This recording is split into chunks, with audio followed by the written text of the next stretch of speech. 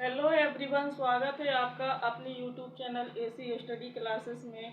कल के वीडियो में हमने हिंदी वर्णमाला के का मतलब जो स्वर थे, स्वरों को कंप्लीट किया था। और आज के वीडियो में हम व्यंजनों से बनने वाले सभी महत्वपूर्ण प्रश्नों को यहाँ पर देखेंगे, जो आपके सभी एग्जाम जैसे TGT, PGT, UP police, SI और एलटी, यूजीसी नेट, मतलब जो भी एग्जाम होते हैं, हर एग्जाम में इस वर्णमाला से 2-3 प्रश्न तो पूछ ही लिए जाते हैं। तो ये टॉपिक बहुत ही इम्पोर्टेंट है, इसलिए आपको बहुत ध्यान से इसको पढ़ना है। तो चलिए आज हम व्यंजनों के बारे में बताते हैं। व्यंजनों से सबसे पहले तो व्यंजनों को देखेंगे कि इनको कितने भागों में बांटा गया है, इनका उच्चारण स्थान क्या है, ये कहाँ से बोले जाते हैं और इन्हें किस नाम से जानते हैं, इन सभी को आज हम इस वीडियो में देखेंगे। तो सबसे पहले तो ये देखते हैं कि व्यंजन होते क्या है, मतलब व्यंजन किसे कहते हैं। तो ऐसे वर्ण जिनके उच्चारण में स्वरों की सहायता ली जाती है। हमने कल बताया था कि स्वर क्या होते हैं, स्वतंत्र होते हैं, यानी स्वरों के उच्चारण में हमें किसी की भी आवश्यकता नहीं होती है। लेकिन जो व्यंजन होते हैं, इन व्यंजनों के उच्चारण में हमें स्वरों की आवश्यकता होती है। मतलब ये बिना स्वरों की सहायता के इनका उच्चारण नहीं किया जा सकता। ये क्या होते हैं, ये हर व्यंजन में एक स्वर मिला होता है, यही हमारे व्यंजन कहलाते हैं। तो सबसे पहले हम देखते हैं कि व्यंजनों को 5 वर्गों में बांटा गया। सबसे पहले आएगा हमारा का वर्ग।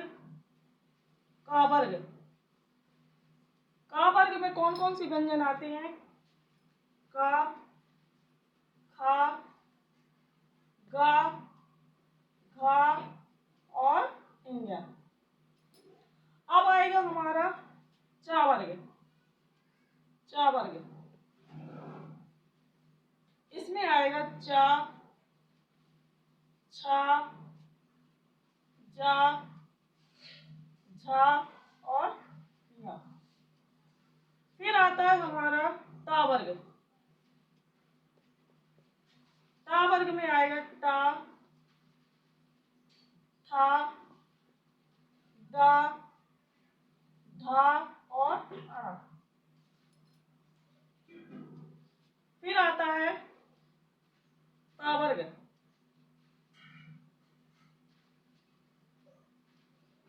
ता वर्ग, इसमें आएगा ता, था, दा, धा और ना। फिर आता है हमारा लास्ट का पा वर्ग। पा वर्ग, इसे हम पा वर्ग कहते हैं। इसमें आते हैं पा, था, बा, भा और मा। गाइस, इसी में से कभी कभी ये पूछ लिया जाता है कि बताइए ये जो जो, जो द व्यंजन है, द वर्ण है या द है, इसको किस वर्ग से लिया गया है, या ये मतलब किस वर्ग से बोला जाता है। तो अब हम इसका उच्चारण स्थान देखते हैं कि इनका उच्चारण स्थान हमारे मुंह के किस भाग से होता है। तो सबसे पहले का वर्ग। का, खा, गा, घा, इंया। का मतलब जब हम इनका उच्चारण स्थान करते हैं तो जो हमारी जीभ होती है, ये हमारे मुंह के किस भाग को, मतलब ये कंठ से बोले जाते हैं। कहाँ पर? कंठ से। यहाँ पर हम लिख देंगे कंठ।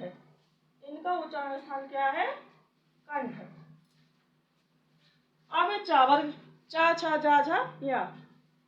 जब हम इनका उच्चारण करते हैं तो जो हमारी जीभ होती है, ये हमारे मुंह के तालु को स्पर्श करती है। कहाँ पर? तालु को।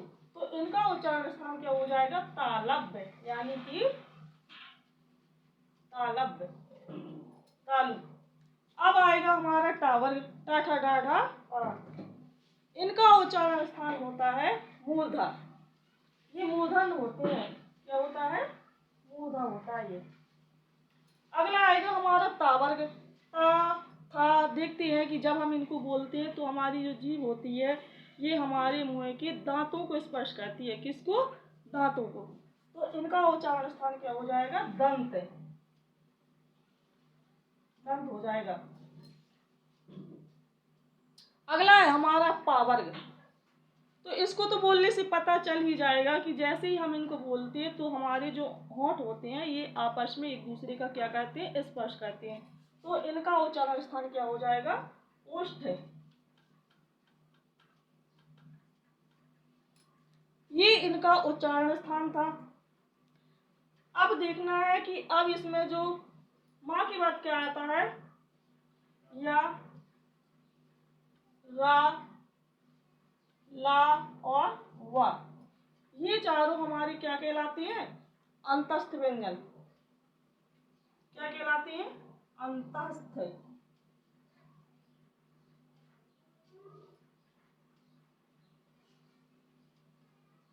ये हमारी क्या है? अंतस्थ व्यंजन है। अब आती हैं शा, शा, शा और हा। गाइस इसको यहाँ पर लिखे दे रहे हैं। ये हमारी कहलाती हैं, हमारी होती है ऊष्म संघर्षी व्यंजन। कौन कौन सी होती हैं? ये बहुत पूछा जाता है एग्जाम में।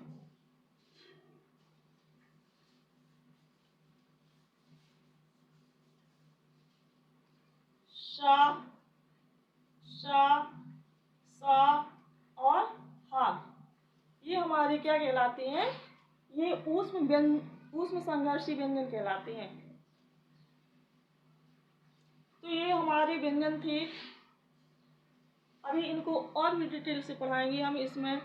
तो अगर आपको हमारे वीडियो पसंद आया हो तो लाइक कीजिए और चैनल को सब्सक्राइब कीजिए। धन्यवाद।